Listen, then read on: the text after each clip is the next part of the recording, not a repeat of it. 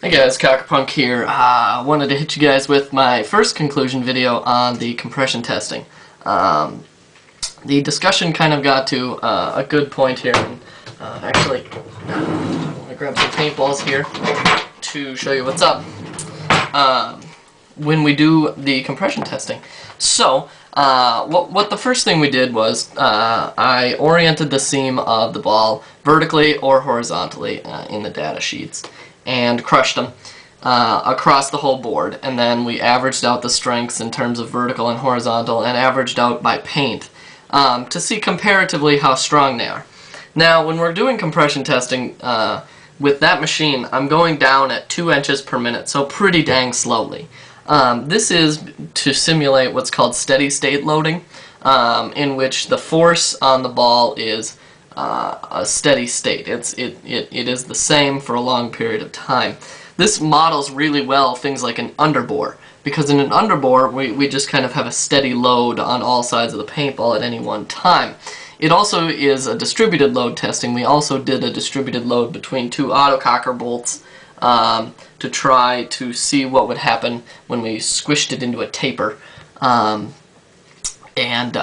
We saw that it was a lot stronger under a distributed load versus a point, versus just flattening it against a flat plate.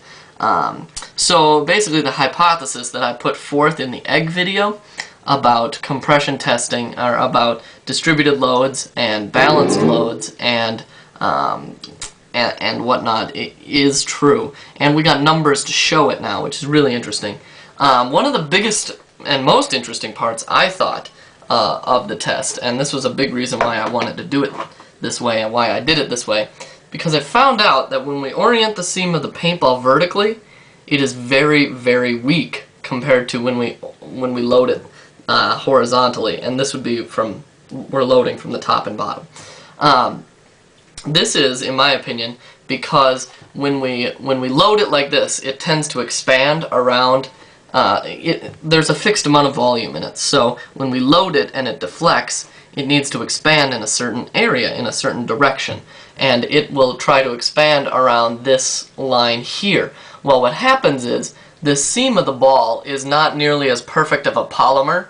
A polymer is just a series of covalently bonded molecules, and they're usually in single chains, and they run randomly, so that they look like a spider web. And so on this part of the paintball, it's very, very uniform. The thickness is uniform. There's no seam or anything like that, so it's totally uniform. So there's no stress concentration.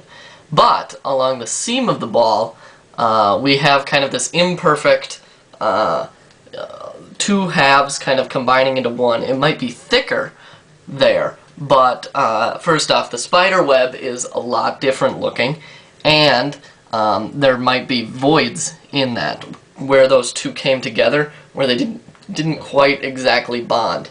And so what happens is when this tries to expand horizontally and outward like this, a stress concentration will build up at some point on the seam, either in one of these void spaces or in one of these where the polymer is not very strong due to it being imperfectly formed. At that point, the stress concentrates large enough to the point where it will self-propagate through the polymer and cause it to fail. Whereas when we load it in this direction, it's trying to expand along the path of the seam. Basically, like along that hemisphere of the ball is where it's trying to expand, and the void spaces are all in one direction here, and the corners of those voids don't focus the stress in the same direction that it needs to fail. So it tries to deflect the stress into this stuff, which this stuff is the strong, nice, uniform stuff. So that is the role of failure of the ball. And the testing that we did was all steady state stuff. And obviously the more distributed the load that we could apply to the ball, it got a lot stronger. Even on the vertical axis, it got about 50% stronger. So what we found also is that even our most brittle paint, would still break. The minimum amount of force to break almost any of our paintballs was about 20 pounds. And the deflections we were getting were something between 60 thousandths and 120 thousandths of an inch, which is huge. So when we recommend a 4 thousandths, 5 thousandths underbore, you can see that we're talking like 5%, if that, of the amount of strength that a ball has even in its weakest direction. So we can see really easily that underboring just doesn't put very much force on a paintball, and it puts force on a paintball in a very, very strong way because it's distributed, it's balanced, and it's steady state.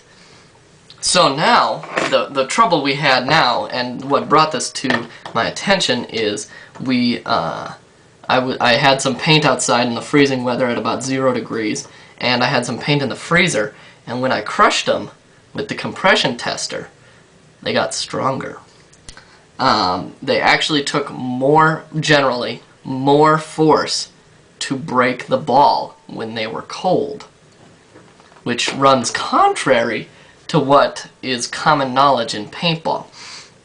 And so this is a big red flag of what exactly does this mean. And what it means is that under steady state conditions, under steady state distributed loading conditions, the matrix of the polymer must crystallize a wee bit more and actually get stronger.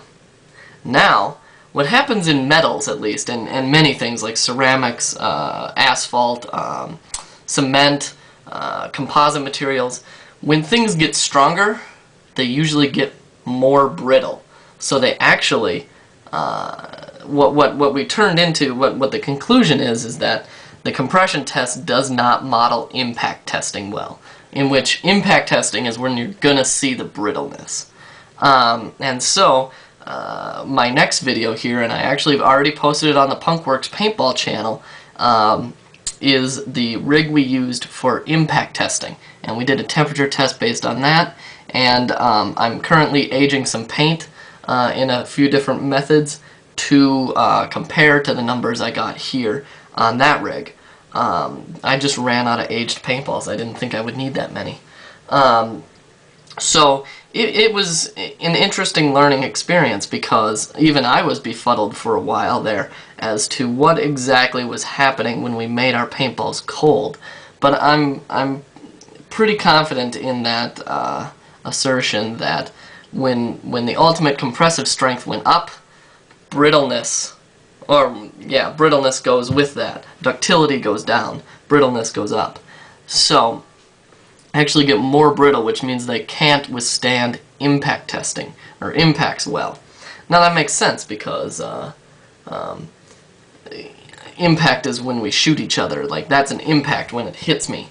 It's not a steady state load. So so that makes sense. And stay tuned for the conclusion on that video, on that, or check out the Punkworks thread where we basically discussed all this interesting stuff about the seam failure and stuff like that. Yeah, just keep in touch, and I think I still got 3 more tests in the can, and Bryce is planning on doing one. We got some very exciting stuff otherwise coming up, so stay tuned, talk to you later, bye.